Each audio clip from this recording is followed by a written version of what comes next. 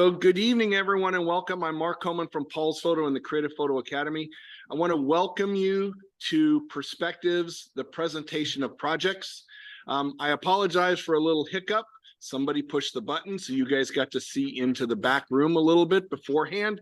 But here we are. We're having an amazing evening. And for those of you who don't know, this is the culmination of a year's worth of work by 23 amazing photographers. We started in January with building an idea to do a photo project. Some people knew exactly what they wanted and dove right in. Some people had struggled a little bit to find their project and get going with it. So what we have here, though, are 23 amazing projects, 12 photographs to be a portfolio, a photo essay, or a photo story, and we're going to share those with you tonight.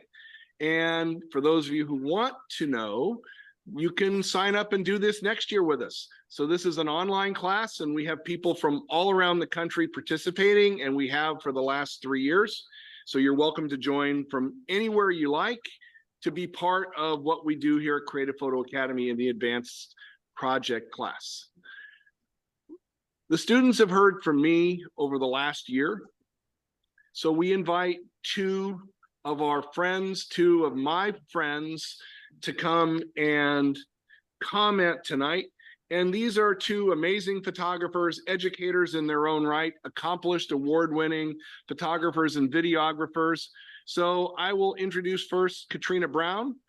Katrina say hi, Katrina. Hi, and hi to Dwayne. I heard he was in the audience. Yeah, Dwayne's in the audience. Exactly. He's with John in Montana. Miss you. So Katrina is one of our instructors at Creative Photo Academy. She does the Ingenious Light class and our light painting workshops and the light painting trips. Katrina is an award-winning photographer, a professional photographer, advertising photographer, amazing creative. It's great to have you tonight, Katrina. Why, thank you for that kind introduction. I appreciate it.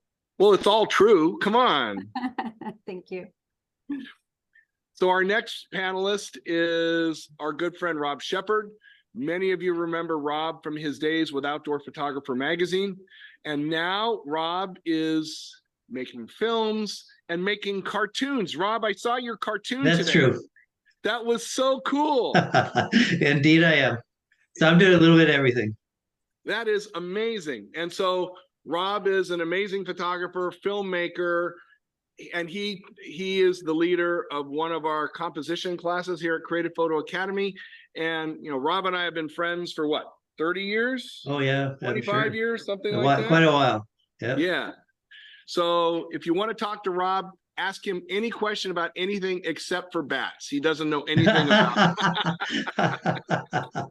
Actually, no, Rob is a bat expert. Don't get him started, but you can follow his cartoons on Facebook under Rob Shepard. You can see Katrina's work on Facebook and Instagram under Katrina Brown, both amazing photographers. So welcome, welcome, welcome, gang. So, gang, we have the chat on the right-hand side, so please ask questions into the chat. We will take questions as we have time, but it really goes very quickly tonight, and we are gonna jump right in. So here we go.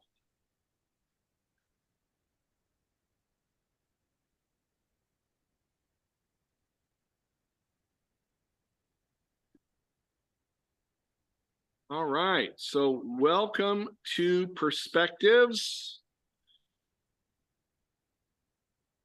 So the advanced presentation of projects, we talked about our 12-month journey.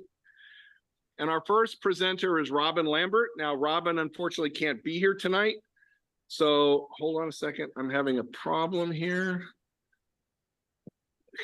I hate this when computers give me trouble. There we go.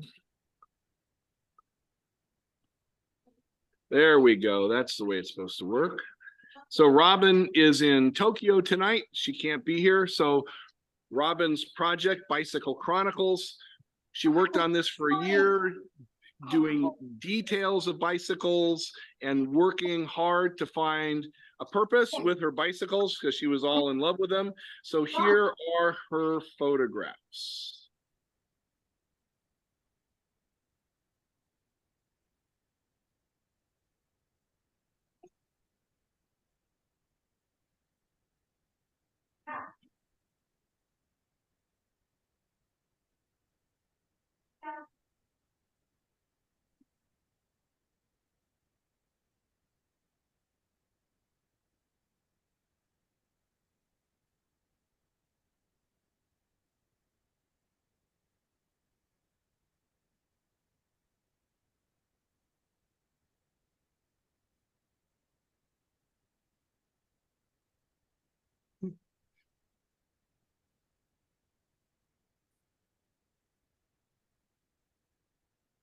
Bicycle Chronicles by Robin Lambert. So Katrina, you won the the coin toss. You get I to won the comment gender first. toss. Yes, exactly.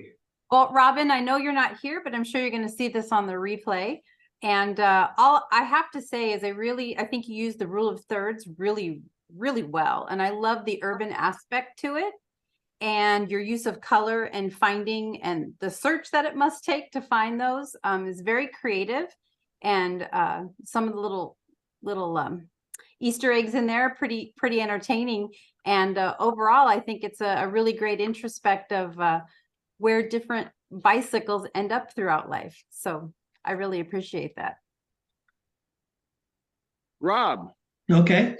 Yeah, I mean, I thought it was cool. There's so many different ways of looking at bicycles, and it kind of gave a perspective of bicycles and how they fit into the, as Katrina said, the urban landscape. Which definitely, the thing that I think really stood out was this kind of bicycles almost became like people that showed up in that. The overall it looked good. The thing I would suggest is to decide how important people are to you in this, because it's like the first part of it, there's no people, and then all of a sudden people appear.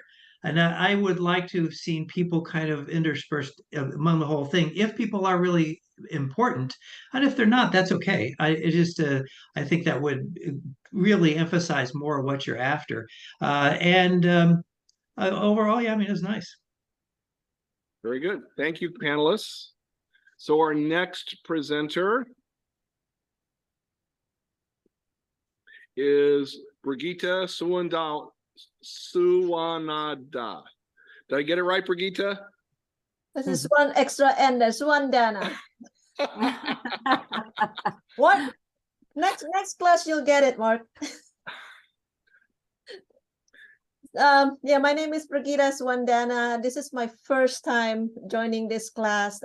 It's been a really really cool experience. I hope you guys enjoy my presentation.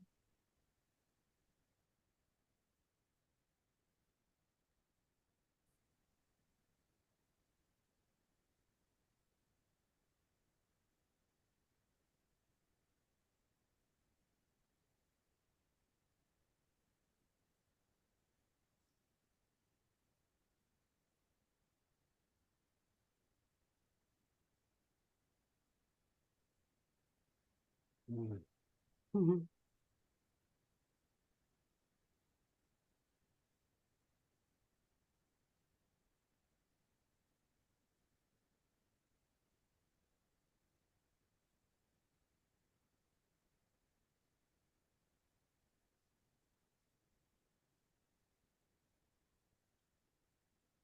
All right. Thank you, Brigitte. That was beautiful. Rob, you're up. Okay, I loved it. I thought it was wonderful. It really had that feeling of tennis. But I think that the important thing is you said you wanted the emotions and passions of the team, and you really saw that. I think you saw a lot of different people. I think that's really interesting. I also think that you caught the moment of so much this emotion and passion. You could see it. They weren't just tennis people, players running back and forth and hitting the ball. No, you hit these moments, and those moments, those are just key to showing off things. And I think that's just so cool. And you had some really interesting things that broke it up that were more than just the moments. There's some interesting shadows, some interesting other things, but you didn't overdo it on that. I think if you did, it would have taken away from the emotion. I think you stayed with that emotion. You got some really great expressions there. And I think all of those things work really well. And I will say the last one, I love that. And it's not just the expression, but I love the composition because, and I know you're going after the shadow, but I'm going to guess most people are not going to respond to the shadow. Why do I like it is because you're going against what everybody tells you to do. Because everybody will say, oh, if you get people, always make sure they're looking into the frame. Well, no, not always. This one creates an energy and an action that you get because he's pushed right up against the frame. You just have this feeling of this scream that is enclosed, and that is powerful. It's very strong, and that I don't think that always following the so-called rules in composition is always to your benefit. Sometimes you have to break those and do something like this that just grabs you and says, this is not what you're used to seeing. And isn't this cool? Okay. Katrina. Well, how can I argue with everything Rob just said? It's exactly correct. But I really want to say you really gave McEnroe emotion through tennis. You really feel it. You really see it. The expression, the movement, the stopping of the movement, like the shadow play, the emotion, the timing, and the framing. I think that's kind of the hardest part, I think, for capturing these moments. I'm sure you're capturing very quickly. Your camera's probably going the whole time. But actually capturing the right frame and using the right frame to convey what you're trying to get on their face along with their movements, I think you did a fantastic job with that. Thank you. Yeah, and let me add one thing on that, because I think that's a great comment, because though if you're taking lots and lots of pictures, one of the keys to something like this is your editing process, is when you edit through. And I'm not talking about editing, but now people want to talk about editing in Photoshop. I'm not talking about that. I'm just talking about how you have all these pictures that you have, and you pick the ones that are really key to your message. And I think you did a great job of that. Thank you.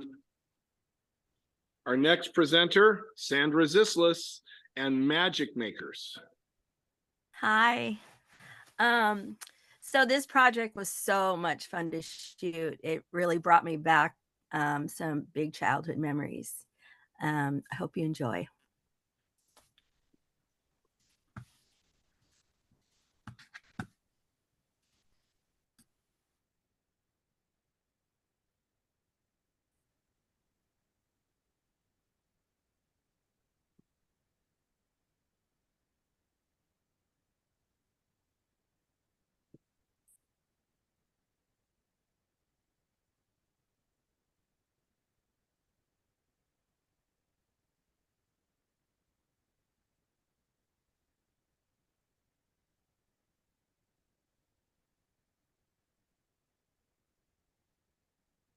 Sandra Zislis, Magic Makers. Okay, Katrina? well, I have a confession to make. I'm a little close to this one. Sandra and I are in the parks quite a bit together, and I do see what she shoots, and I've critiqued her in person on what to do and what not to do a lot, and haven't paid attention. But I don't know, Sandra, how far do you think you've come with those photographs? I'd say about 100 miles.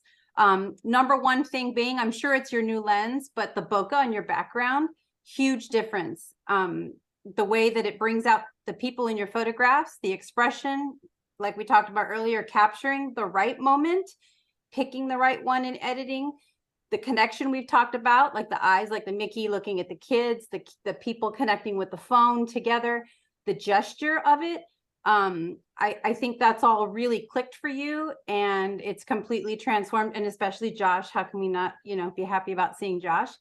And I'm really pleased to see it. I think you've come 100 miles on this project, and it's really nice to see. So Good job. Rob? Yeah, I think it's really nice. I do like your use of on most of them the telephoto shot. Now this one is not. That was a wide angle, and that gives a feeling of setting. And I think sometimes it is nice to see setting, but sometimes the wide angle shots can be difficult to compose. I think you did a really good job of that one because the person is understandable. You know what this is about. She's not confused with that background on the left, and yet it shows off the place. And I do love the perspective that you get on a lot of the other shots of that you're compressing distance. You're really, focusing in on people. I love all of that. And I think you've got some great moments. Now, the one thing that I feel that you could add to this that would kind of increase that feeling of magic moments, because what we're seeing now are all these little magic moments that you have, but you have a few of them that are magic moments for people who are at the park. And it would be nice to see that these people that are having the magic, that they are creating the magic, that there's actually some people around them. There are a few pictures that show that, but I think having a little bit of just a little bit of environment of people knowing that people are excited and stuff like that just would add a little bit. But overall, I mean, that's a small thing because like they look good. You've got some really great moments there.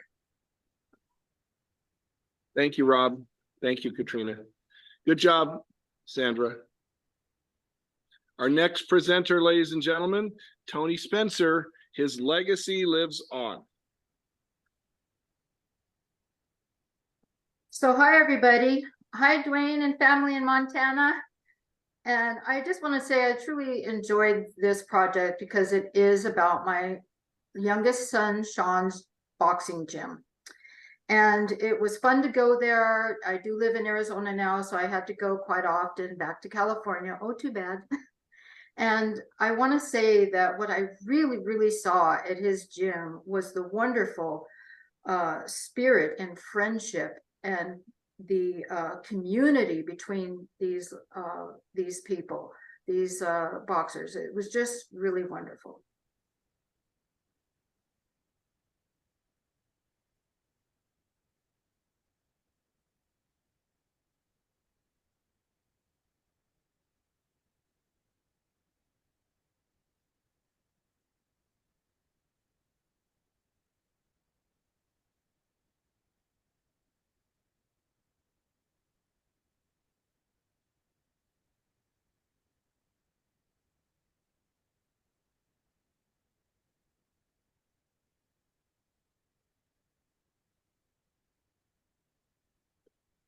Rob, you're up.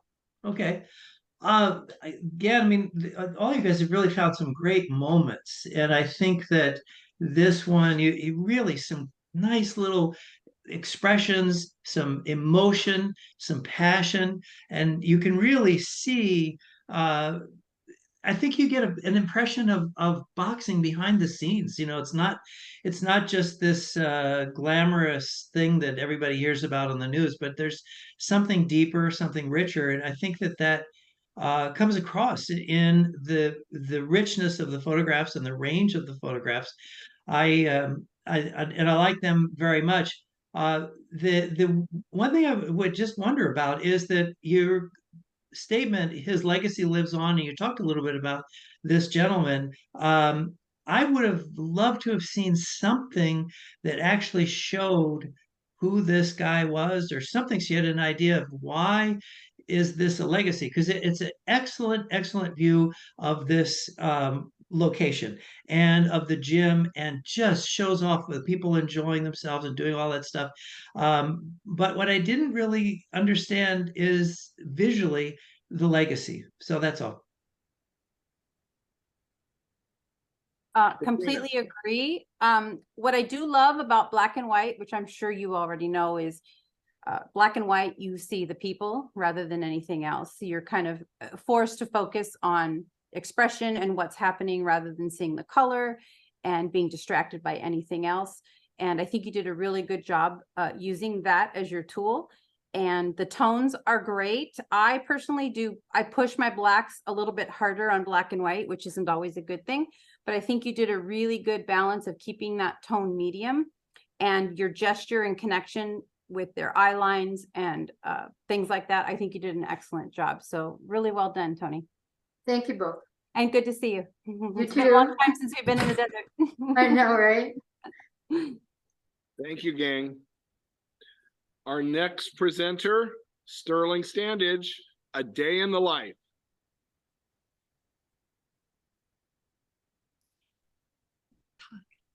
Sterling, are you there? Yeah, I'm here. Enjoy. Thanks.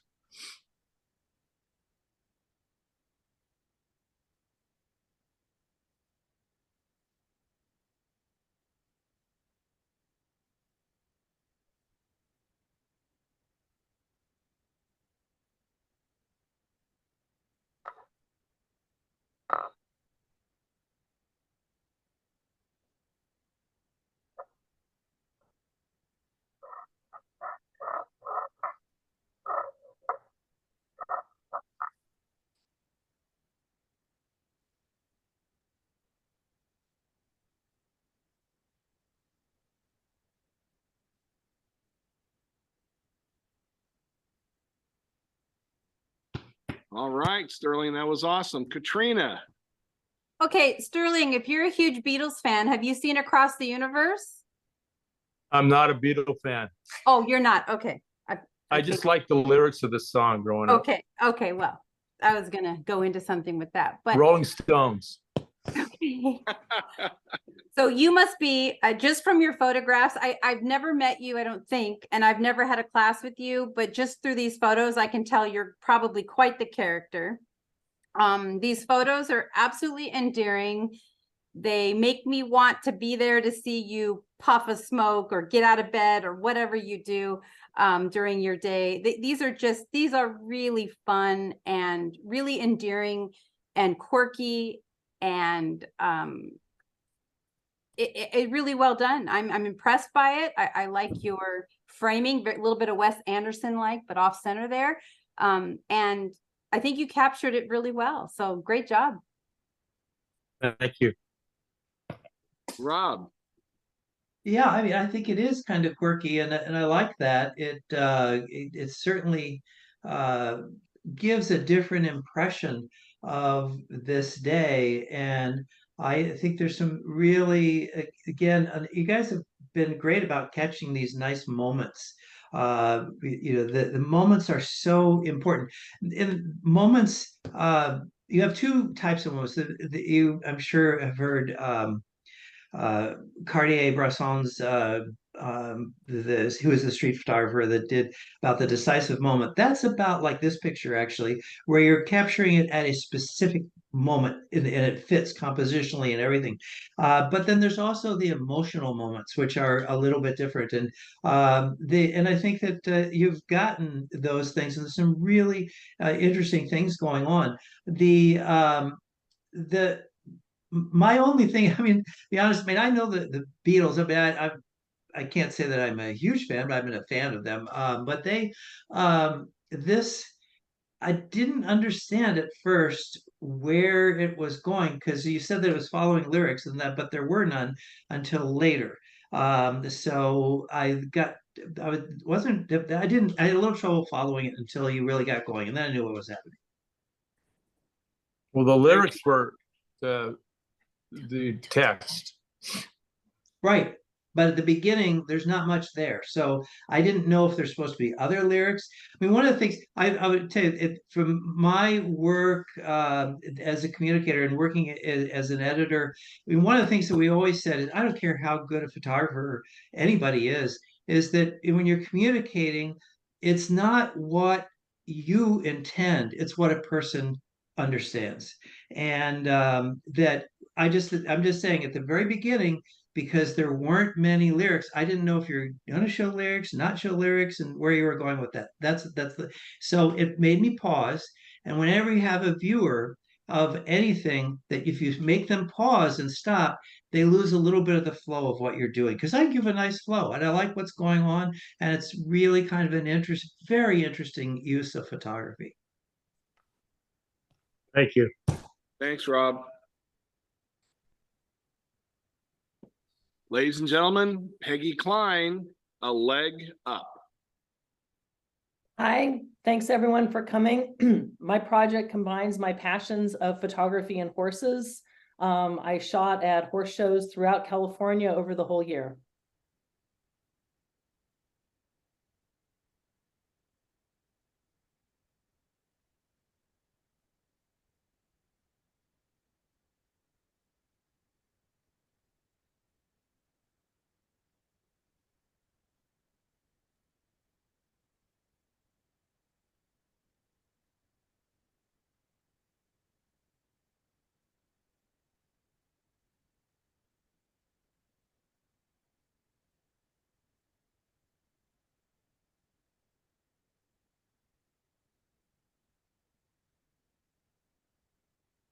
Peggy Klein's A Leg Up.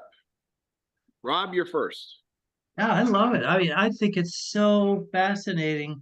I think that you've done an outstanding job of giving us such a range of looks that you really get an impression of the horses and the people and what's going on. I mean, it's remarkable all the different things that you're showing us. It isn't just one thing, and it just gives all of the pictures come together to create a whole that is much bigger than any individual picture. And I think there's some great individual pictures, don't get me wrong, but that the group of all of it just gives such an impression. And it tells you something. It gives a really strong message about what this is all about visually. Thank you. Okay. Gosh, it's all the same things, but great synopsis of everything that does happen at the horse show.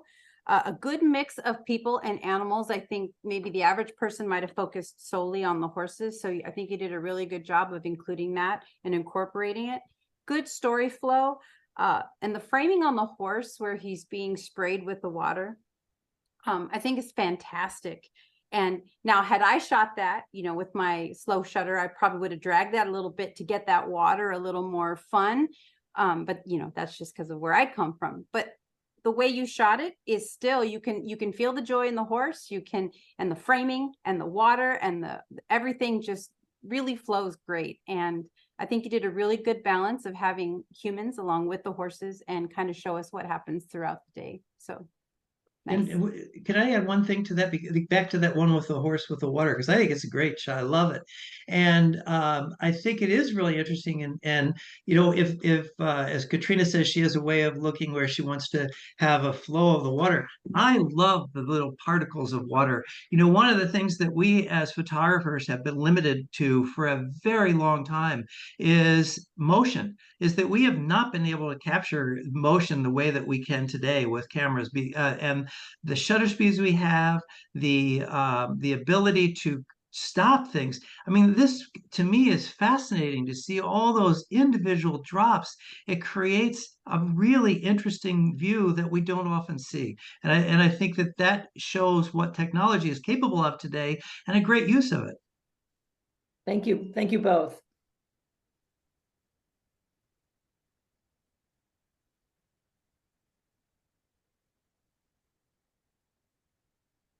All right, gang. Our next presenter, Ray DeVito, The Traveling Black Dress. Hi, everybody. I'd like to dedicate this to the memory of my former classmate and mentor, Bill Berry. Now come along for a ride with the traveling black dress.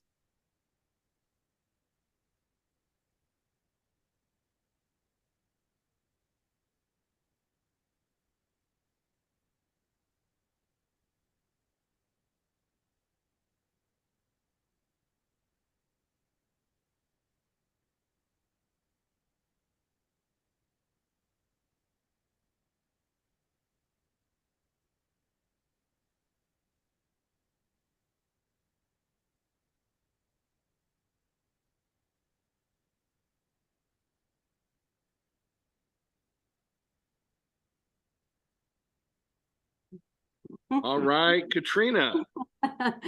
Oh, I'm sure you gave that poor Amish girl a look for her money, right?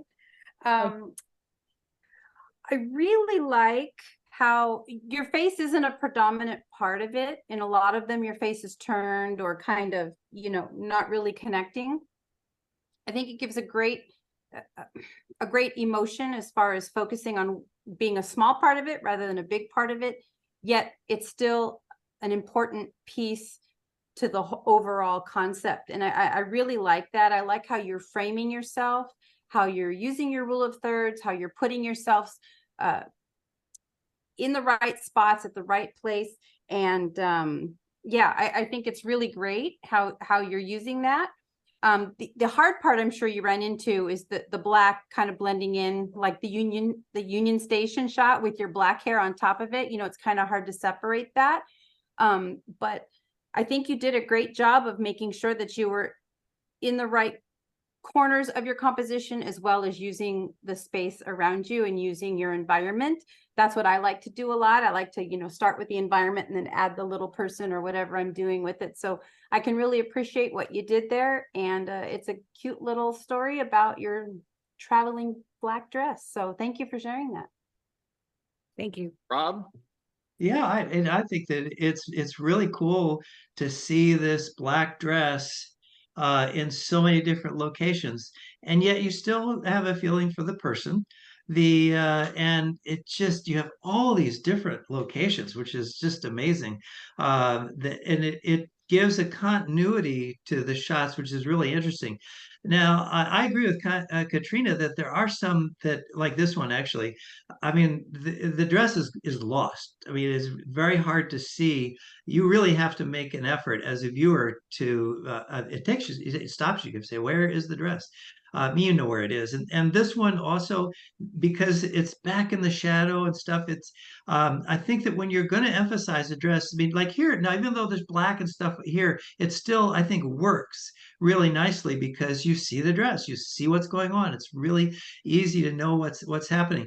And when you're doing a story about a dress like that, I think that it is helpful if you can make sure that you always clarify for the viewer that here's the dress, because that's the whole point of watching this, is to see where's the dress here, where's the dress there, where's the dress here. And there's some, like this one, great, you know, it shows up immediately, you know what's going on, the composition fits, all that stuff.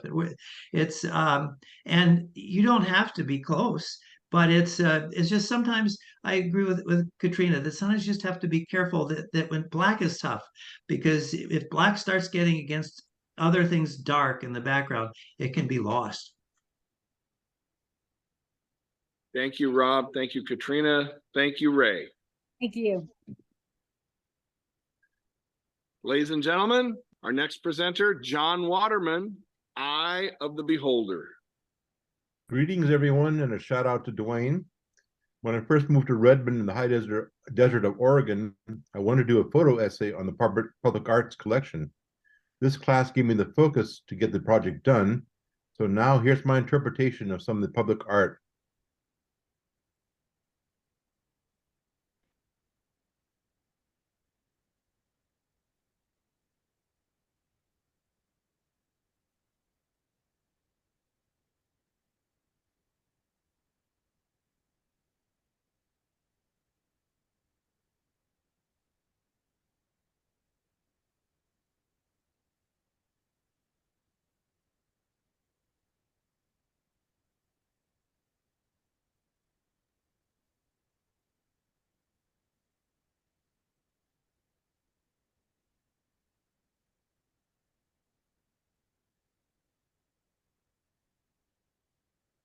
John Waterman's Eye of the Beholder. Rob, up to you.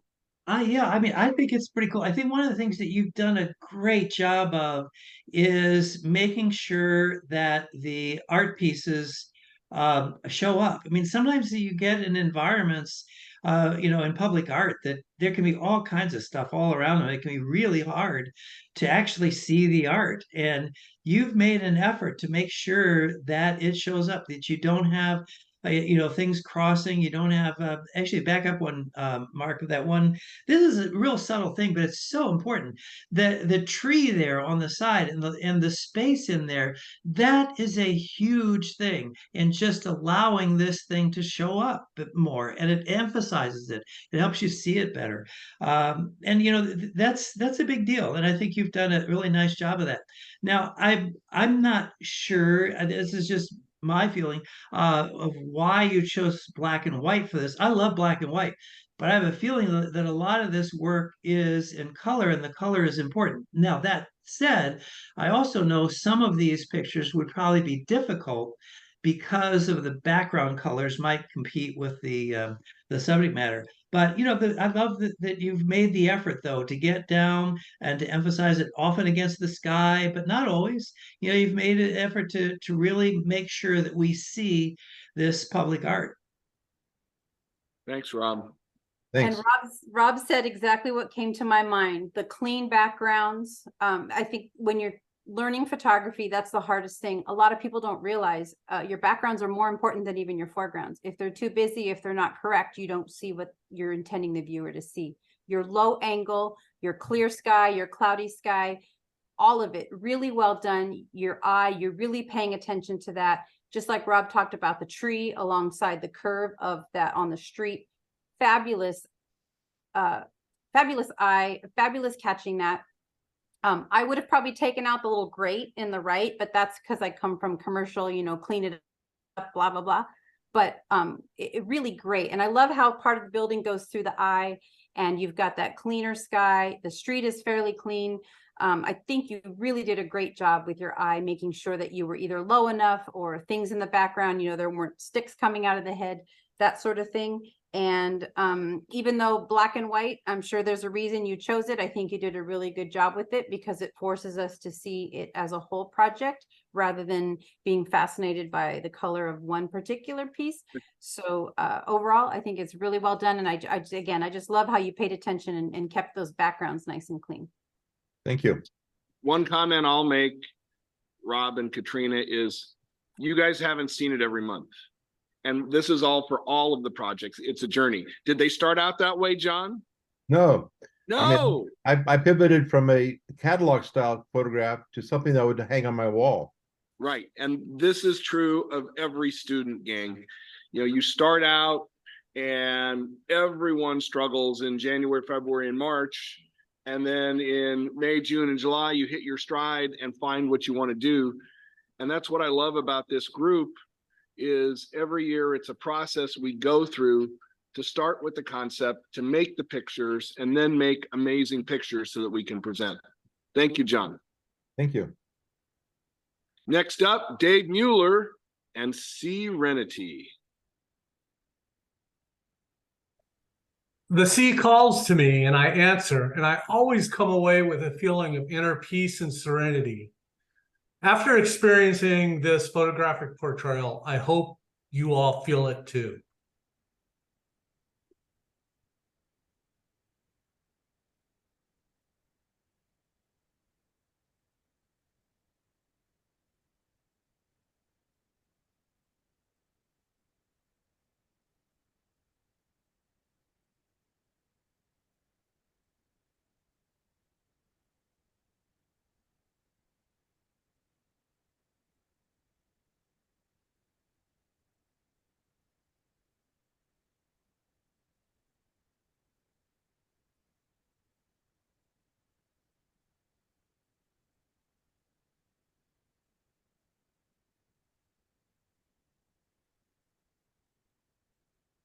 Dave Mueller's Serenity. Rob, you're up. Excuse me. No, Katrina, sorry. Okay, perfect. Well, Dave, obviously this is very different from what I've seen you shoot with me. I don't know if you've grown or if you've always shot this way. And I only saw the desert night sky stuff, but I really, really love not the solitude, I guess is a good word for it. My eye is drawn exactly to where it needs to be. I don't know if you've ever shooting with a tilt shift lens. There might have been one that maybe, or it was post-processing tilt shift, but your selective focus, whether it's done in post or with focus or whatever you're doing, along with your post processing of blowing things out or overexposing it, I think is really well done. And it really gives you that sense of the sea calling you. I loved the blurry photos, whether it's done in post or if you're doing ICM, it's all very continuous, and you have a lot of copy space for commercial work.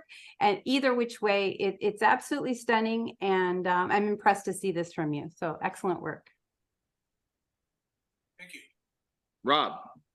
Yeah, I mean, I think it's really cool, and I like the black and white. I think that this is one where color, I think, would be hard because some of the scenes are during conditions that the color is not going to be that particularly great. So the black and white allows you to kind of abstract the ocean, and a lot of the things are definitely abstracted. I also really like the way you are pushing composition. I think that you are using the space of the entire photograph and using that space to talk about the ocean and talk about and I think that and it's so much different than so often people will do the same sort of thing. And I know, and Katrina mentioned the rule of thirds, and I like to call it the guideline of thirds. And I think that's a useful tool to get things out of the center. But think about it. What do people do? If everybody's shooting with the rule of thirds, then all the pictures have kind of a similar composition. Yours are unique. They catch you right away because they're not. They're different. They're unusual. And I love it. The only one that kind of gives a little bit of a problem is the one with the two women walking with the rock in the background, is because they kind of merge, and all of a sudden, because the way you set it up is all of the shots are, there's a person that is really isolated from the surroundings, and then all of a sudden you hit this couple and they're not isolated, they're slammed visually against the rocks. But even so, the composition is still pretty interesting because it's still unique, the way you're using the space, and I love that. Thank you, gang. Thank you, Dave. Thanks, everyone. Ladies and gentlemen, our next presenter, Liba Glasner, Women in Labor. Hello. As I travel around my neighborhood and around the world, I'm very interested in how women support themselves and their family doing things that they either choose or doing things that they agree to do. Tonight, I'm going to be showing you pictures of women's work with food from farm to market to table to farm.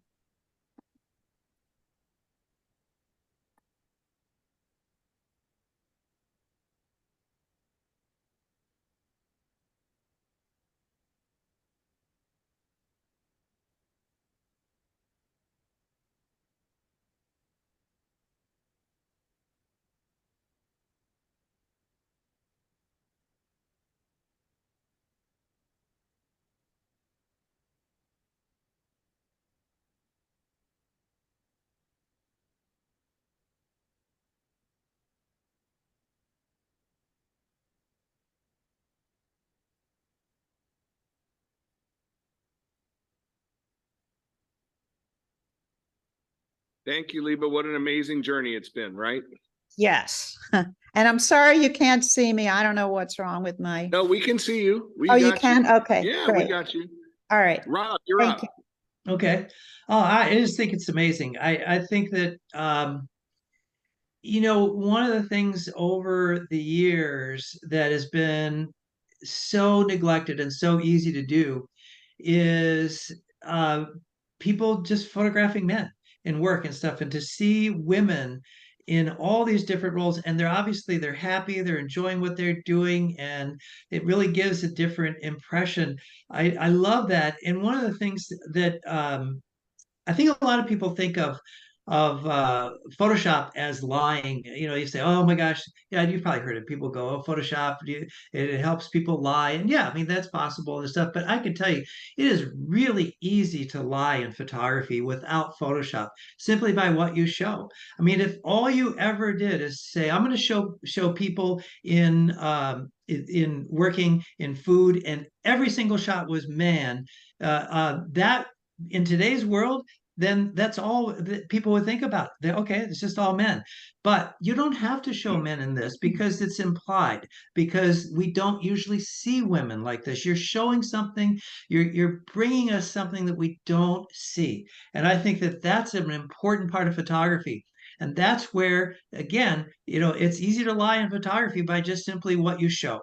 And by showing this, you're opening up a conversation about, hey, women are important in this, and not just in preparing, the old traditional where people would say, oh yeah, women, they work in the kitchen. Well, that's ridiculous, obviously. I mean, yeah, I'm used to working in the kitchen here, but it's so much more. And I love what you're showing. I just think it's a great choice of images. Thank you. I expected something very different with the title of Women in Labor.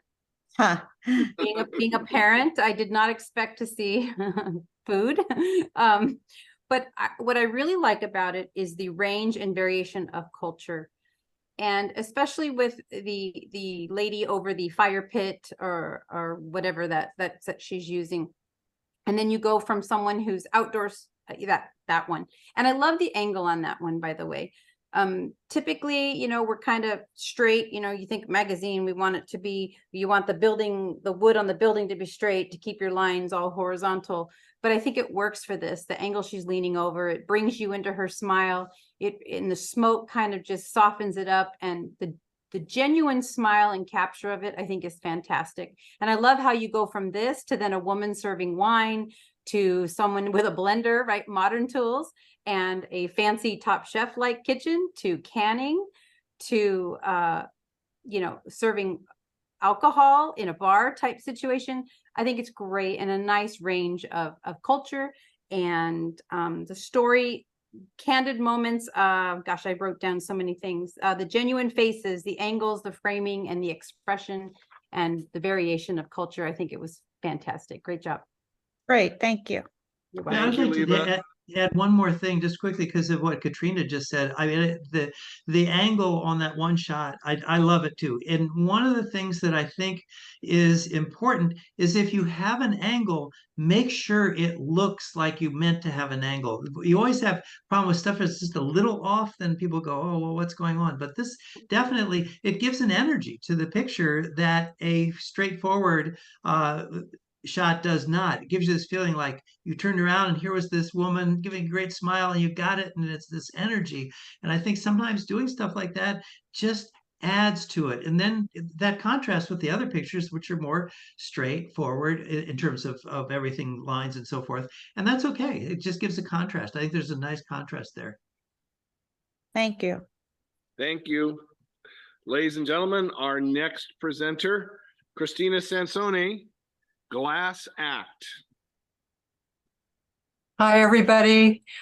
I think this has been an amazing journey, and ultimately I learned how to break the rules. Enjoy the pictures.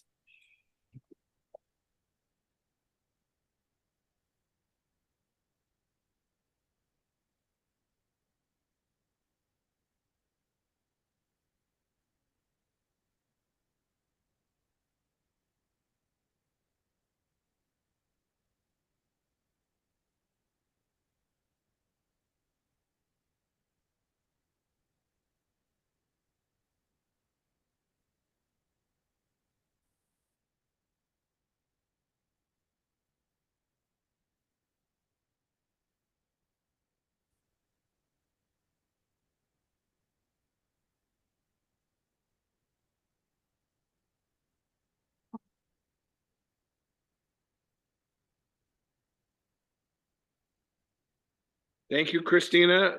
Katrina, you're up first. Hi, Christina. Nice to see you again. So now that I know this about you, you're definitely, next time you come on a night sky trip, you're going to bring a lot of broken mirrors for me. Okay. So we can get some great reflections. Gosh, I don't know what to say. I mean, what struck me, the sheen, your textures, your reflections, the shapes and the contours, like it was just going so fast. You did such an amazing job that but I'm not surprised. You're from what I'm talking to you when we were in Bodie, very well versed, very photographically. You have a large repertoire, and this is not surprising. It's very well done. I love the edges with the circles that you have here. And this, I'm not even sure what those swirls are, if it's a composite or if it's all shot at once. But it's fantastic. It's very, oh gosh, it's just very stunning, each picture. And I loved how you bounce the light to pick up on the cracks and put your light wasn't just on your camera. It was obviously window light to the side, taking advantage of those sharp edges and reflections. I think you did just a fantastic job. Rob. I totally agree. I mean, it's very cool. Glassware can be really difficult to photograph, and I think you've done a wonderful job to well, as Katrina said, the sheen and the textures and all these different things. And there's just some remarkable things going on there visually. And I can see where you say that you're influenced by Edward Weston and Imogene Cunningham. I don't know the other photographer, but it's just this wonderful tonality of black and white and playing with that through the use of glass.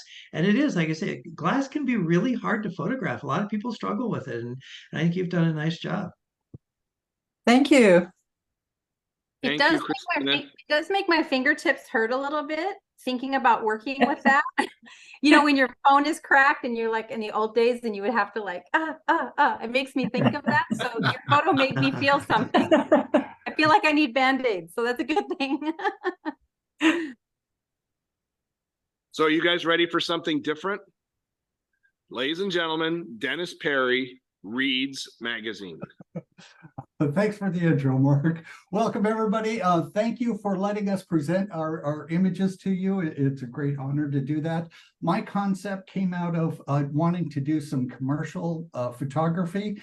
So I was thinking, how do I make that interesting for a project? And so I was thumbing through a magazine. So this is my attempt at a magazine.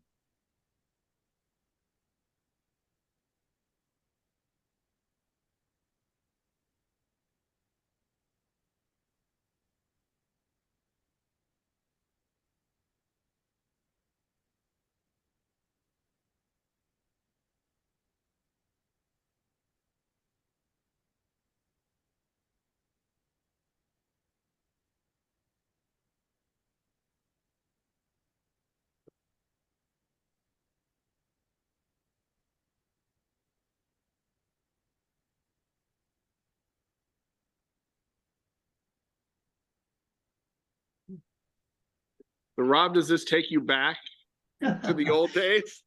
Sort of. Yeah, it made me think. I mean, and it actually did make me start thinking about stuff. I think there's a nice selection of images. I think that they certainly tell some stories that are interesting. I think you have some interesting things going on that I don't think you needed to do the huge variety and still be magazine like. I think that you've got nice stuff, and to feel like you have to throw in an ad, stuff like that, I don't think you had to, but still nice. The one thing that and for most of you aren't going to deal with this, but that to think about is text and also the photos and other things around it. One of the things when I was with Outdoor Photographer magazine and when I worked with our art director, one of the things that we made a big deal about is that our photos were never cropped, and the photos were we never put text over the photos. And the reason for that is because what do people do? They look at the text and it takes away from the picture. And there's an old thing that I don't know how many, and I'm actually, when I see pictures, I'm guessing you guys may have even talked about this before, but of all of your pictures, is that whenever there is a sign in a photograph, what do people do? They read the sign. And they don't necessarily look at the whole picture. So when you have text, you have to be really, really careful that you're not taking away from the pictures. Also, like on this one, breaking up the picture with the lines. I mean, yeah, that's a graphic treatment that is interesting, but you have to be careful of it, because then you can lose your message, because the message can be overtaken by the graphics. And there's actually one early on, there are a couple of things you have to also be careful of, is not just stuff over the picture, but back a little bit more. Here is that once you start running stuff actually over a picture, it really says the photograph isn't important. It says that the other stuff is more important. And I think that you have to think about your communication, because I give nice pictures and I think it's okay to show off the pictures and not feel that you have to have the words doing things that take away from those pictures. So just something to think about. Thank you. Thank you. Katrina? Well, Dennis, I think it's a very unique project idea, very clever, very, very nice idea. The first image, so while I don't shoot, I'm not on the back end like Rob was for editing, but I know as a commercial photographer, we're always striving to shoot for copy space. And so the first image where you have the gentleman with the knife and you kind of have that blurred, for someone who would put text over it, I think you did a really good job with your copy space and creating that blur, whether it was in post or I'm sure it was shot in camera just because of the arm. Maybe the Benchmade might be too much, but if there were a small, company name or something in that lower right-hand corner, I think this image as a copy space image for commercial use, I think was shot very well and done that way. However, Rob makes an excellent point how text does take away from that. Of course, I'm never on that other end of it. But that makes a great point. I never thought of that either.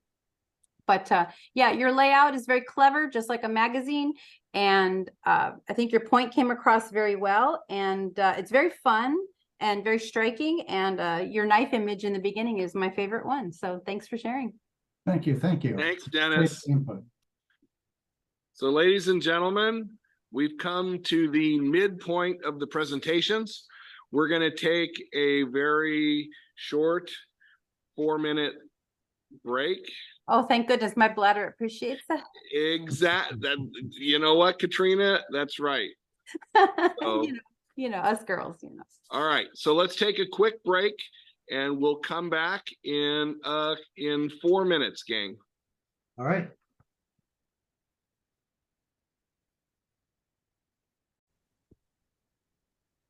So welcome back from our break, everyone. We're here for part 2 of the advanced presentations. So is there anything I need to know about in the chat, Heather or Tammy or Jen?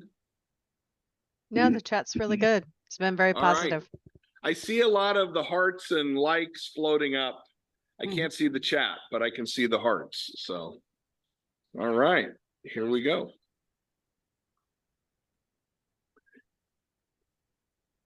Uh-oh.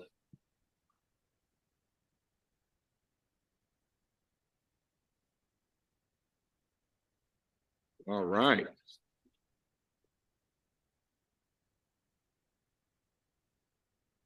So ladies and gentlemen, I participate with the project too.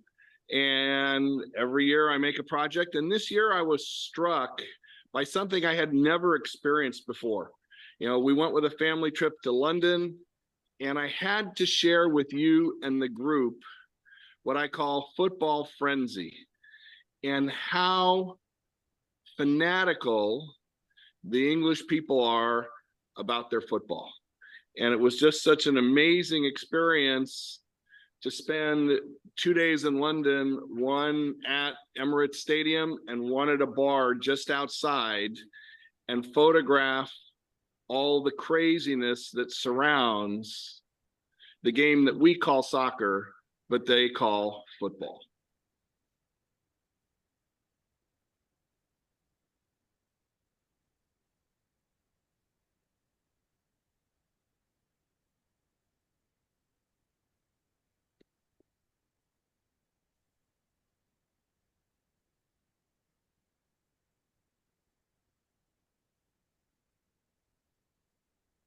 All right, Katrina, you're up first. Okay, well, I really I'm a very symmetrical photographer, and I love like your first shot where you've got the vases are all symmetrical. And then you got kind of the mess of people behind you. I think it's great. I love it. That shot too, where where the drinks are being poured from. You have the 3 signs, and this very symmetrical. I love that too. Yet behind it is all different. And I love how you have a few things in 3s. Like you have your lights in 3s right here, and then you had some people in 3s. I can't think, it went so fast. I'm sorry. Oh, it's okay. There, A like lot of this, 3s. right? Lots of 3s. I love that. The girls in 3s. You know, things are better in 3s. This is kind of 2.5. But these ones too, I love the emotion. You can feel the anticipation. I feel like jumping up to scream. I feel like crying when I see that. I can imagine that they're just, one guy looks like he lost a tooth, but that's okay. He's that excited. And I can really feel it. So you kind of have a great mix of everything, your angles, your symmetry, your people in 3s. It's all fantastic. What can I say? Thank you, Katrina. You're welcome. Rob? Yeah, you really kind of transported us to a place that we don't usually see. And I think that that's pretty interesting. And to see all the different people, I think that I know you, and I know that you're such a nice guy that it shows in the pictures. And what I mean is people are responding to you, and you see this smile and this friendliness, and so I don't get the feeling of as football frenzy as much as at the end, because it's all friendly and stuff is great. I mean, they're really nice pictures, but it's like, oh, these guys are just having fun. There's no real, thing there. Lovely, lovely pictures. Love them, but they're I think they're responding. This last section, I think, though, really gives that feeling of this excitement and stuff. Now, the one thing that this one, if you go to the next one, I know that you had an issue with the flare, but one of the challenges is your first 2 are visually, tonality and so forth, very similar, and then all of a sudden you hit one that's different, and it makes you stop because you have to go, wait, where there they are. I think that what's happening is that particularly the left side, if you could open up that shadow area, the dark area, just enough to communicate so that we know, oh, because that guy is a really important person in this sequence of 3, and seeing him. But see, in this one, you don't see him right away because of that change in the tonality. But yeah, I mean, it really transports us. There's no question it transports us there, and we see something that we don't usually see, and that's pretty cool. Thank you. Ladies and gentlemen, up next, Eileen Bowie, Postmodern Penny Dreadfuls. I've always wanted to do something in miniature, and of course, I didn't want to do anything, normal. So this is my project. I love not normal.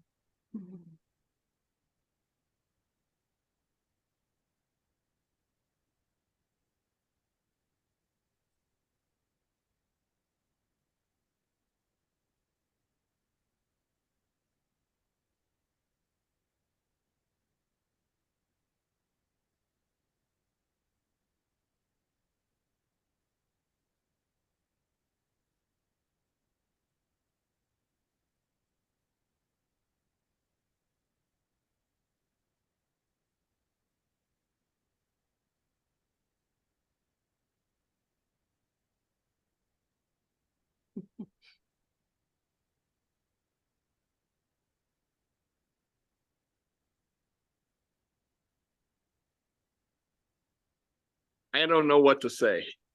I want to come play at first. your house.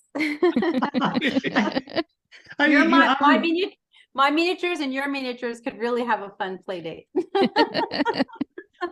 I think it's fun. I mean, you've obviously had fun doing this, and you really put in a lot of thought, a lot of effort, and you really give a feeling of something happening, and yet there's this unreal quality to it that adds to the spookiness of it. I think is fascinating, and you've really put a big effort into these miniatures, and really making it all a coherent kind of a picture. The only thing that I would really suggest is that I would like to see you vary your lighting more, because there are some of these pictures that really, it's almost like they want something really dramatic in light, and the pictures are all pretty open, so there's not a lot of shadow and a lot there are shadows, but it's not I think you could do some things that would increase this feeling of dread and this feeling of, I mean, that was kind of interesting because you've got some strange shadows going on. The hard one about this one, though, is you've got these people around this lighted ball, and yet the light is coming from everywhere except that lighted ball, which is kind of strange. But the light, it is strange, all the different lighting. This one, I think it works because it does have these really hard shadows that give this addedness of spookiness. Whereas a lot of the others, the shadows are soft. And again, it's not a bad thing. It's just, I think it'd be nice to have more variety. This one has a lot of mood to the light. Whereas a lot of them, the light, I think you could just do something just a little bit different. I 100% agree with Rob. You're dealing with still life. So the light just from that small fixture on the ground, which was really the ceiling, you could have taken as many seconds as possible as it took, because obviously they're not going anywhere. But I think what goes unappreciated, if people have never shot this type of thing before, is the prep that goes into it and actually how long it takes to set up a shot. So these were not quick. These were not easy. I shoot with HO scale, which is very, very tiny. I'm assuming these are about 1 inch scale, but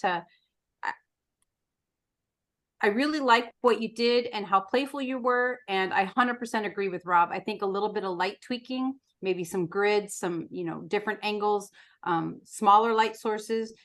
There was one where he was on the bed and you could see the light on the hair coming down. I really appreciated that. I think he's coming up here. Of course it's going to be towards the end. Oh, and I love the ghosting technique that you used with, I think it was a woman in the kitchen.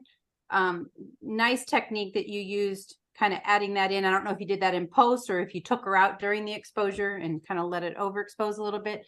But I think you really did a great job making sure that there's window light outside the window as well as inside.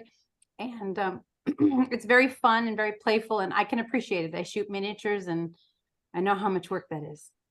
Excellent job. Thank you. Ladies and gentlemen, Ruth Preslaff, Horseplay. So I started first, Katrina and Rob and Mark, thank you for the feedback. This has all been really helpful. I started doing ceramics, and then I went to a radio station. But the thing that I found most compelling and fun was at a racetrack and an equestrian center. And I wanted to figure out how to do something with horses that added a little bit of whimsy and a little bit of fun. And so this is Horseplay. Oh.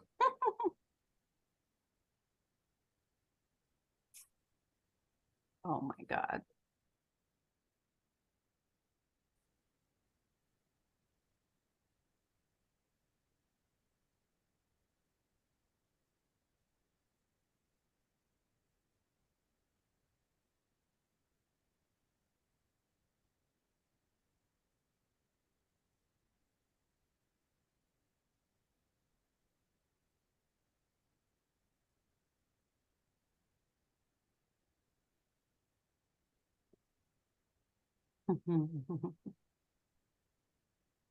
All right. Thank you, Ruth. Katrina, you're up. Okay, Ruth. Well, I want more of what I saw in the beginning. I love the ears, the symmetry of it. This one I love too. The portraits of the horses, fantastic. As an overall essay, of course, it's wonderful and has great continuity. But I'm really drawn to the opening few images with the ears and the striking, soft but striking lighting, the contrast, and the teeth. I mean, I need more horse teeth. Who doesn't need more of that?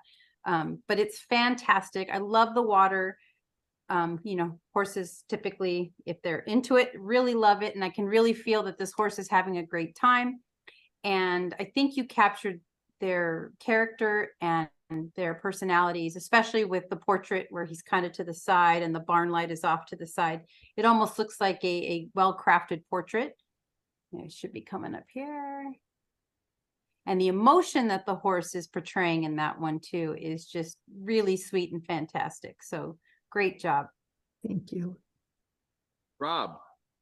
Yeah, I agree too. I mean, I think that I like this image. I think that's really cool. It's kind of got a quiet moment, but it's very clear, very understandable. The dark trees around kind of create an interesting framing for the composition. And it just is lovely. I agree totally with Katrina that the early shots and so the later ones too, where the close-ups and the action of just the horses and the faces and so forth, that's so cool. And it just gives a feeling of life and energy, and that these are creatures that have thoughts and fun and all kinds of things that I think is really cool. And I think that while the pictures of them running are and jumping are I mean it's nice, but it doesn't have the same feeling of the other pictures of just this fun. It is so much fun. That's so much fun. I mean, it's just so your composition makes that fun, and I think the fun element, because that's what you talked about, is horses having fun. Don't be afraid of that. And it's almost like I get the feeling it's like, well, I really should put in some serious pictures here or something like that. And we all do that. We start backing off from our original concept and say, well, maybe people need to see those serious pictures. And I don't think they do. I mean, I think they're cool. Don't get me wrong. Those are nice pictures. But I think the energy and the life that really fits your idea of horses having fun is all of the more closer shots and just this liveliness. So cool. And may I add one thing? The one with the tongue out. The only thing that would have elevated that is if that horse had some sort of a catch light in his eye. So if you have a portable flash or a reflector, or, not that you can move the horse next to a window, or even maybe add one, if you know what I mean. But that really would have given that horse a little more life. But the tongue is just fantastic. And I really like the more playful, silly shots are really great. Thank you. Thank you both. Thank you. Ladies and gentlemen, all the way from Montana, John Peterson, Home on the Range.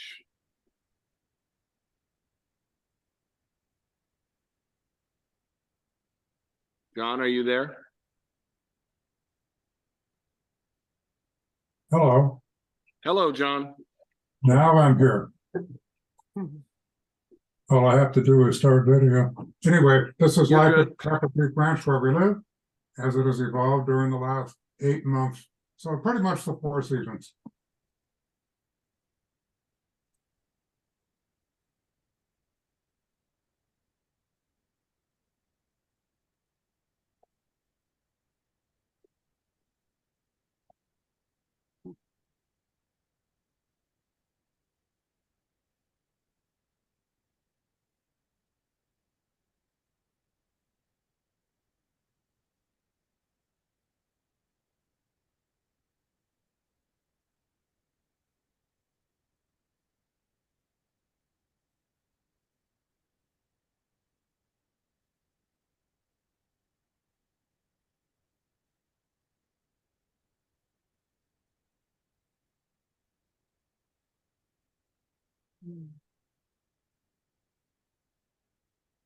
John Peterson's Home on the Range.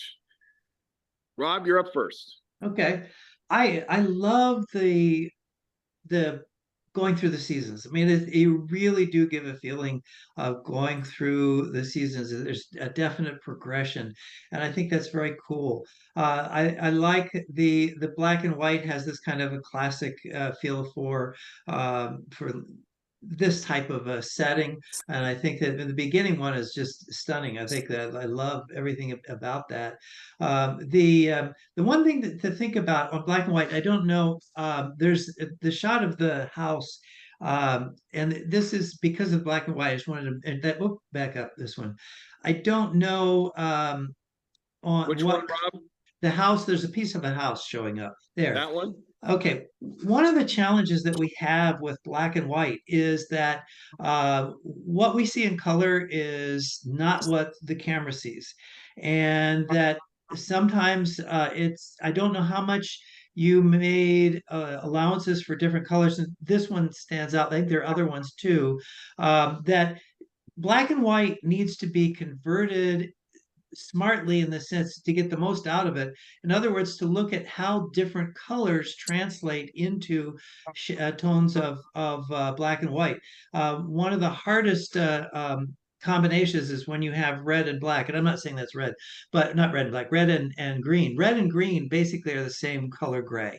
And the only way you can separate them is if you separate the way they are translated into black and white. And this particular one, it would be nice if this building were darker or something to separate it, because it's kind of, you've got this same kind of a lot of the tonalities are very similar. And that's just something to be careful of in black and white. It's very dramatic sky, and I love great use of the sky, and I mean the winter shots in here are wonderful. I love them. And but just think about when you're translating black and white, that you're not simply changing color to black and white. You also have to make colors of certain, you have to think about how colors are changed. Like, for example, and what you're using, if it's like in Lightroom, you can actually change tonalities of individual colors, which can make a big difference. So anyway, just something to think about. Katrina. 100% agree with Rob to think about the contrast of what your colors are going to convert, or play with your channel mixer, do whatever you're going to do in post. But it really shows your range of your photographic knowledge. You start out with a long exposure, and then you end up with your snow blower where you're stopping the motion of the snow going. So you're aware of your aperture, your speed, how to make sure that that conveys what you want it to convey. And I also love the starburst, knowing that you have to have the right aperture to do that, to see that through the trees. I think it's fantastic. Your focus, from what I can see, looks great front to back. Your hyperfocal, whatever you're using. So I think you have a really good repertoire of knowing how to use your camera, which is important. And I agree. The only thing we could step it up is by being aware of conversion and knowing what colors and how to manipulate that. So other than that, great job, and a really good feel for all the seasons of where you're at. Thank you all. Thank Thank you. you, John. Next up, Tammy Johnson. She's chasing spares. I just want to thank everyone who signed on to watch all the stuff we did this year. We really appreciate it. And this is, as we lose another bowling alley this year, this is kind of a goodbye to Gable House, and before that, PB Bowl.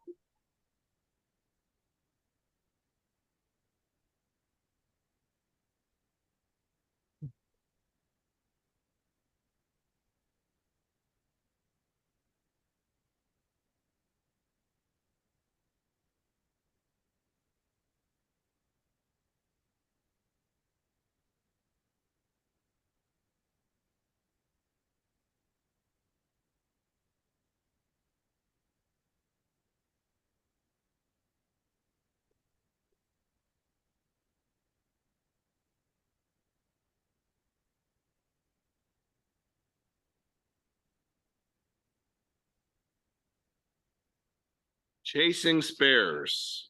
Katrina, you're up. Well, Tammy, you never cease to amaze me. You're talented. I've had you in another class. Your eye is just fantastic. You see things in a unique way with some symmetry, emotion, color. You're just so good at it. You got your threes here. What I really like is the one. It looks like, I don't know if they were all shot at once, where it looks like a progression of different people throwing the ball. Did you stack and keep your camera still and then stack that from other shots? Yes, it is a composite. Yeah. So I think you did a great job.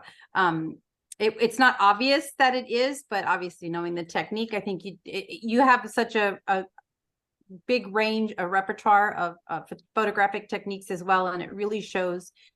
And I really enjoy the story, the start to finish of what's happening. I really feel like I want to be there betting and drinking and playing.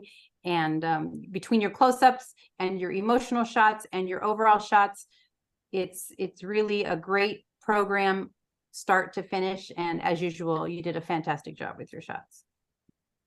Thank you. Rob. I think it's fascinating, and I think that it's really gives a nice feel of what's going on. But one of the things I think is really important about this is that this is a photo essay that you could not have done years ago. I mean, probably most of you have never done this, but years ago when I first started work, and I can remember shooting professionally, and you know, if you wanted to shoot existing light indoors with color, well, we were shooting color. What we were shooting with was high-speed Ektachrome, which had an ASA of 160, and you could push it to 320. And if you remember that, Mark, it looked like crap. But that's all you had. And now the ability to be able to photograph this in the existing light, the existing conditions, even capture action. I mean, impossible a few years ago. I mean, this is the technology today, and it looks right. You know, the colors look good. You don't have weird colors from the fluorescence. You don't have it. It's just, it looks perfect.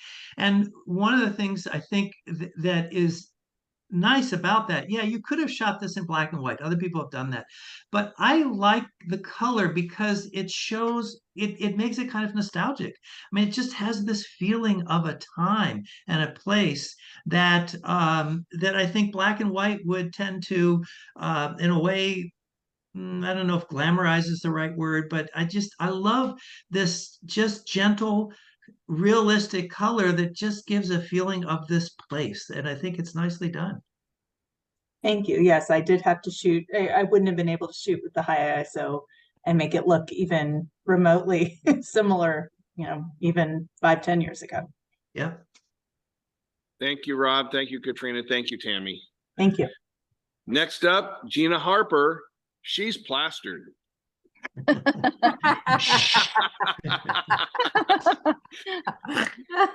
Okay, that's not exactly what I meant, but that's okay. I couldn't resist, Gina. I'm sorry. I know. Thank you, Mark. This year I wanted to explore more of my features in my camera. So I used architecture and street art as my subjects, and I experimented with in-camera overlay modes while using multiple exposures. And then I dabbled with the blending modes in Photoshop.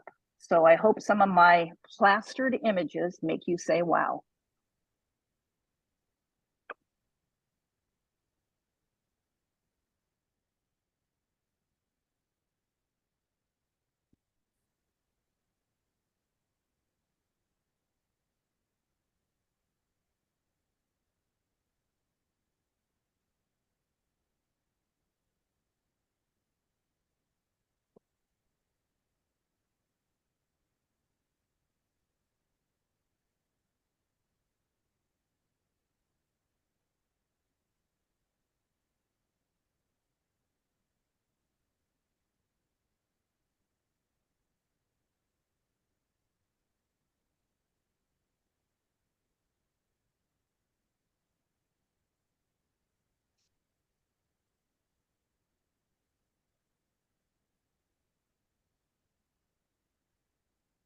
That's plastered.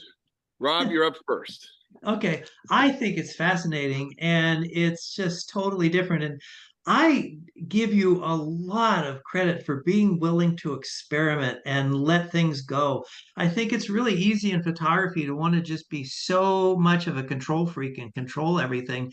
And you can't. When you're doing the overlays and things like that, you know, you don't know really totally what's going to happen until you do it. And then you might start making adjustments to that. And then you know, if you're doing things where you're changing your blending modes and stuff, a lot of this stuff you just don't know until you start doing it, because especially the stuff you're showing here. And I think it's really cool. It's just it's very energetic. There's a lot of life there. I think it's fascinating. One of the things that it brings to mind, and I don't know how many of you have seen this, but a lot of people don't. If you haven't seen the movie Spider-Man Into the Multiverse or Spider-Man Across the Multiverse, this reminds me so much of some of the stuff they're doing in there. The Spider-Man Into the Multiverse and Across the Multiverse are using animation in ways that is totally different and using backgrounds and colors and shapes. And there's so much of what I see here is that same sort of experimental, let's see what we can do action. It is, and so I find it fascinating. Thank you, Rob.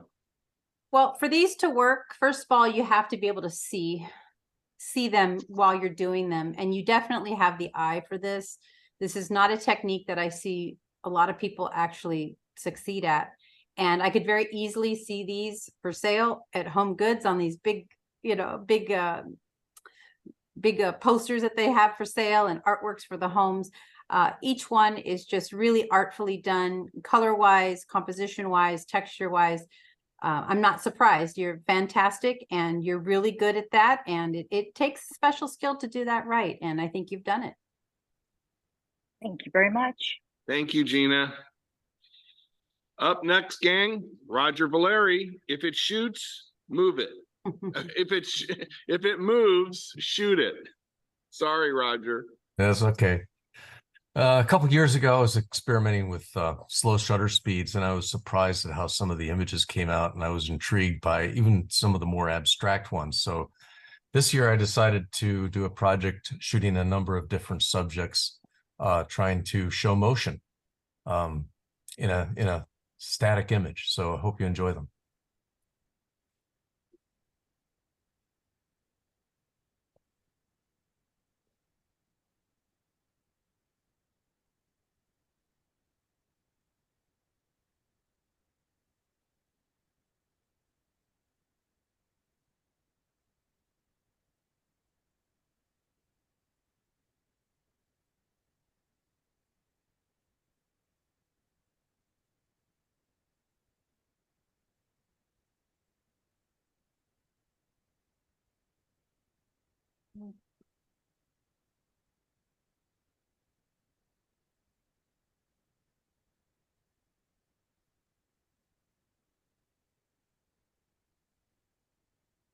Awesome. Thank you, Roger. Katrina. Okay. Well, you've really mastered panning and dragging that shutter just right. As you know, I'm sure you've learned, you have to figure out just how long to drag and not drag to make those runners still identifiable as runners, but still get that motion in their legs or the horse or the background of the bird. That is not an easy feat, especially if you're using a telephoto lens. And I think you've just done a fantastic job. This one with the child is just, I don't know how much is post or how much is in camera, but it literally, you feel that child running. And I think it's just really artfully done. And that's definitely a skill that doesn't come easy and takes lots of practice. And you've mastered that. Excellent. Rob. Yeah, I totally agree with Katrina. I mean, it's just amazing how well you have been moving your camera along with your subject matter and getting exactly the right things sharp, sometimes really sharp, like this one.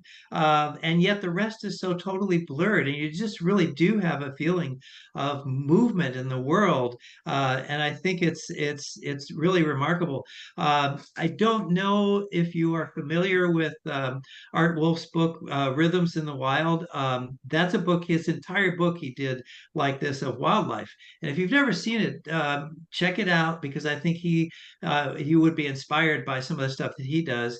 But I love what you're doing, and the color, well, that color on that one's amazing. And some wonderful, wonderful things. And one of the things that's hard about this is that you do have to experiment and be willing to let go, even though you're still controlling certain things, because you don't really know what you're going to get until after the shutter is closed. Now, in today's world, you can see it on your LCD in the back of your camera and get an idea of what's going on, so you know if you need to reshoot it or not. But yeah, but wonderful things, and just willing to let go and see what happens. Thank you. Thank you, Roger. Thank you, Katrina. Thank you, Rob. Jennifer Hoff, Handmade. Hi. For my project, I set out to portray people through their hands. So I hope you enjoy it.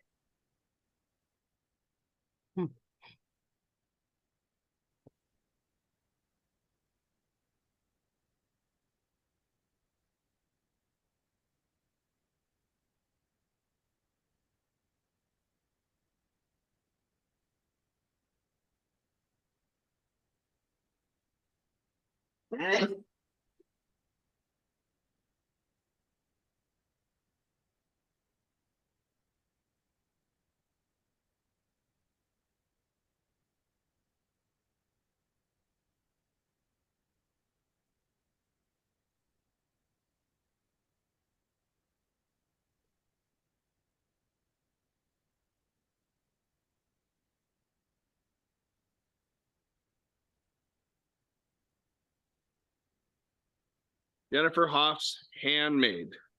Rob, you're up first. I think it's a really interesting concept. I mean, I've never seen anybody do quite this way.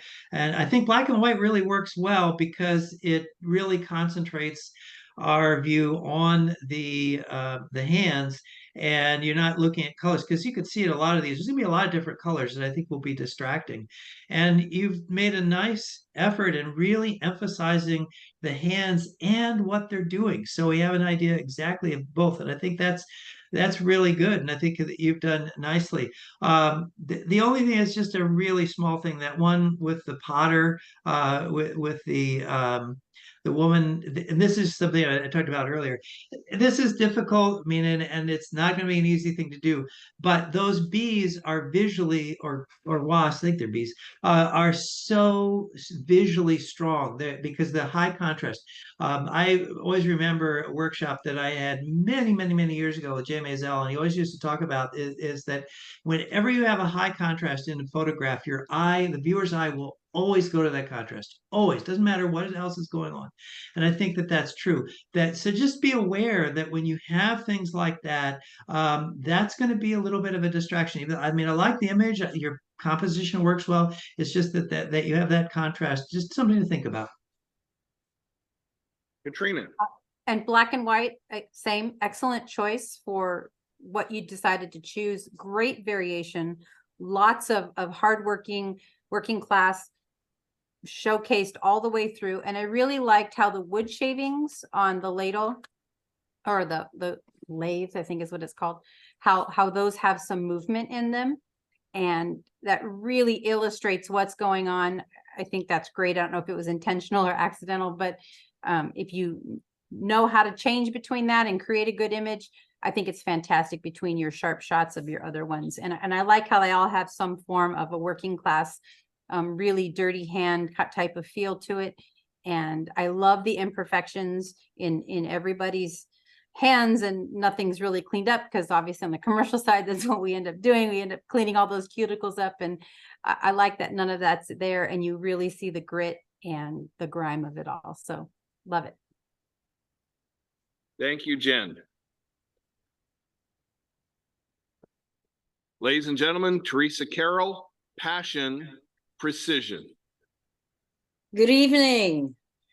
Thank you for taking the time to look at our photos. I want to thank Elizabeth Lewandowski, the owner of the Fred Astaire Dance Studio.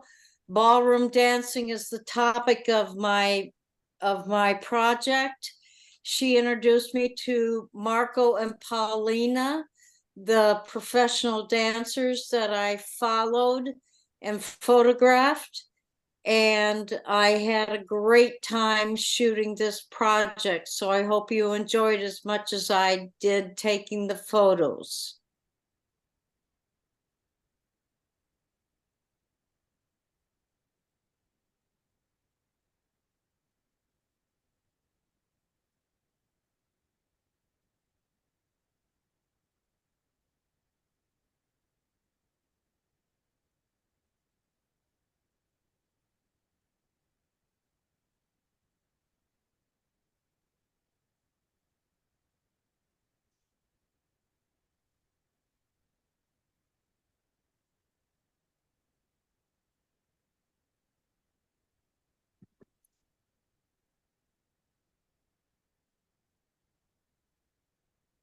Teresa Carroll's Passion, Precision. Katrina, you're up. Okay, I really like the contrast in your while they're dancing in those shots. Looks like there's a little bit of stage light going on to give you that extra contrast. So the black and white, I think, works really great. The emotion, the gesture, their eyes looking towards each other, I think is fantastic. There's a shot where you have a little bit of blur. Two of their feet are in focus, and the others, they're doing like an arabesque. So the feet are slightly blurred. I think that's fantastic use of shutter speed. I think it's the second image. The only thing I would change is to not cut off their feet and try to in there. The feet are in there, but the zoom cut it off, Katrina. Okay, all right. Sorry. Well, there you go. Then pardon my comment. Yeah. But all around, I think it's a great synopsis of what they go through, from, you know, looking at street clothes to putting on makeup to actually following through with the end product, what they go through, the rehearsal. Very great summary of what they go through, and well executed in black and white. Rob. Yeah, I think it is well executed in black and white. And I think that it is interesting to see that progression of different things that are happening throughout. And I think that there is some nice moments that you've really captured that really show off the people and what they're doing. And because moments, something like this, those moments are key. And if you miss that moment even a little bit, then you miss the picture, and you hit those moments just right. The only thing that for me that I would like to see is a little more variety in the actual the shots of the dancers. It's like all of the dancers are kind of framed the same way. They are all about the same size, about the same area within the composition, and you know, use your space. You've got space there. You don't have, and you'll still be able to see them because of the way you're emphasizing that. Even just a little bit more space, a little bit more of the audience, or tighter. You know, don't feel you have to show every piece of them, because you're seeing every piece for the story. The story gives you that. You don't have to have it in every shot. Thank you, Rob. Thank you, Katrina. Thank you, Teresa. Up next, Hector Gomez, Walking in LA. Hector? Hello, everyone. Thank you all for being here. I've always been a fan of street photography, but I've never made the time to focus on it.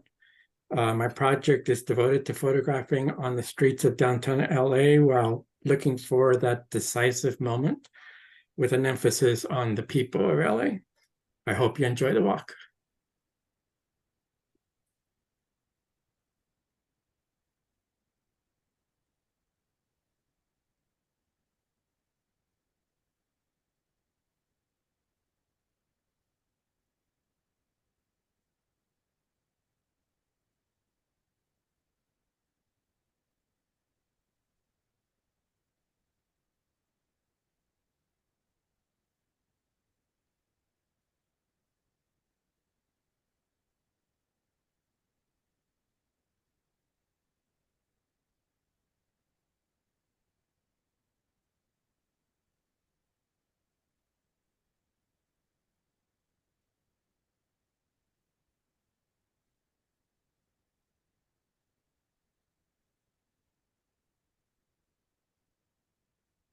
Walking in LA. Rob, you're up first. Yeah, I think it's really interesting. I think that you really give an impression of, especially being downtown and in some of the areas that you're showing, and you get a feeling of place as well as people. And I think that there's really interesting characters you're showing off. The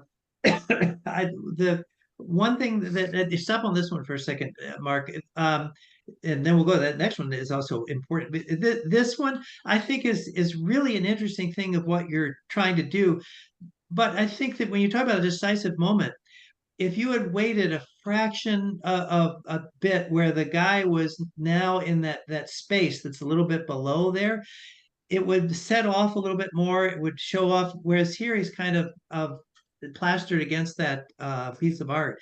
But I mean, it's still overall gives you a nice feeling of the art and the space. So I think that's That's good. But just, think about it a little bit more. But the one just before this, I love. I mean, that gives you the feeling of energy, of life, of all the stuff that's going on. And it is it's the angle I think works. And the emphasis of the guy at the left, but you're not showing all of them. You don't have to. It's not important. What's important is how he frames the scene, here's a real decisive moment. The guy in the background on that picture who is holding his head and staring at him, it's just an interesting moment. I mean, there's a decisive moment that is really unique. Katrina. If you've spent any time downtown LA area, city, you can tell this is very representative of what you see and what you feel. The first image I really like. Well, the Disney one is great too, but the framing of this is just fantastic. The city hall is straight.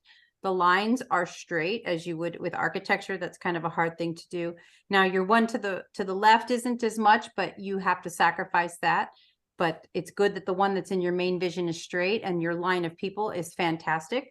And the one Philippe's, I always say it wrong. Philippe's makes me hungry. I want one of those purple eggs. But this go back one, the four ladies, the tennis or the holding umbrellas, and then you have the guy perfectly timed. And so I'm a big symmetrical shooter. So not only do you have the ladies symmetrical, but you have the newspaper magazine stand and the fire hydrant are somewhat symmetrical, and then you've got the guy dead in the center symmetrical. I love it. Great timing. Perfect image. I might straighten that sidewalk just a hair, but that's just because what I do and how I have to do that. But overall, I think you have a great eye. I really feel like I was there. The lady with the dog, I mean, if that's not LA, I don't know what is. It's just a great representation of what you see and what you deal with, and a nice variety of close-ups and architecture and people and movement. Good job. Thank you, Hector. Ladies and gentlemen, Heather Morrow, Just Flowers. Hello, thanks to everyone for joining. I feel bad for the people who dropped off from seeing the counts. Anyway, thank you, and I hope you enjoy my project.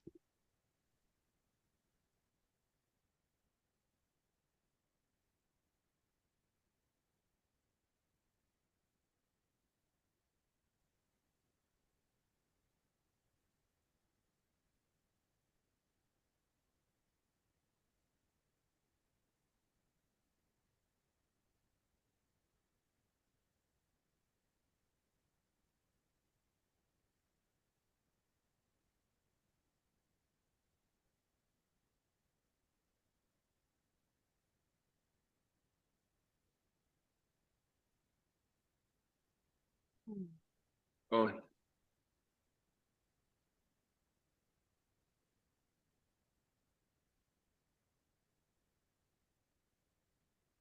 Heather Morrow's Just Flowers. Katrina, you're up first. Okay, well, Heather, as you know, I know you a little too well as well, so it makes it a little tough, but I have to say, from your little pricks is the last close-ups and things that I've seen you shoot, your use of depth of field is amazing. I love what you've done with the colors. Your color grading is fantastic. Your backgrounds are non-existent in a good way, right? There's no blurry, there's nothing in the way, there's nothing competing with it. These are top-notch shots, and I'm sure you've been shooting like this for a while, but the other stuff I've seen, this seems to be miles ahead of that from what I've seen. And your closeness, your depth of field, the sharpness, everything about it is just really top-notch, and I can't stop looking. Oh, I love the color on those. And the color. Yeah, they're all great. Yeah, and the next one that you went to, obviously the color grading, whatever you did to that is it's just so soft and just draws you right in. Those colors are magical. Rob. Yeah, I would agree. I mean, I think it's fascinating look at the details of flowers, but going beyond that, this has a real consistency to it in terms of light and color. And what's interesting about it is that I don't think everything is in the same light, and yet there's still a consistency of contrast and of color. There's a lot of the colors have been damped down in a good way, and so that you really get a feel for these flowers as not simply flowers, but as these abstract, beautiful views inside the flowers. I think it's really cool. A friend of mine loves to do close-up work with he just goes out with a macro and a tree of flowers, let's say, and he'll spend an hour or two. He calls it his macro therapy. And it is sometimes when you get lost in these types of images, it takes you to a different place. I mean, you're literally in a different world because we don't see this stuff. This stuff is only seen because you've emphasized it in a photograph. Normally, we see everything is at a distance, and we see everything around it, and so forth. So, really, really nicely done. Thank you. Thank you, Heather. And gang, we've come to the end of our presentation, and I want to invite all of the presenters. Go ahead and open up your microphones, and your cameras, everyone, so everyone can see you. I want to thank all of you in the audience who stayed with us tonight. I hope that you feel rewarded in seeing all of these amazing images, and hopefully that you are inspired to join us at Creative Photo Academy, whether you're a beginner or intermediate or advanced photographer. There's a place for all of you. And gang, how did you start this year? We didn't start here, did we? No, we did not. Definitely not. No, but we ended in an awesome place, every single one of you. And I want to congratulate you, thank you for your effort, your dedication, because it shows. And look at what we saw tonight. Yeah. Hey, Mark, can I add something to that? 'Cause Sure. I just thought it was amazing. Overall, I was so impressed with the work that everybody did. I mean, everybody. I mean, we come here and look at it and say, all right, what's happening here? And is it successful and so forth? But overall, I thought it just was wonderful. And one of the things that I thought was really cool is that all of them were really very personal, unique visions of the world. And I think that's what makes photography really special. And I hope all of you continue to explore what the world means to you through photography. I think one of the problems that has occurred in recent years is that, and I like to say, photography has gotten dumbed down a little bit by social media, because what happens is people go on Facebook and places like that, and they shoot for the likes. And so you start seeing that there's a lot of the stuff is just all the same. It's all kind of the same kind of stuff. And I don't think that's as strong. I mean, I really think, many of you know of the old magazine, Life magazine, and the photographs of, amazing work that was done then.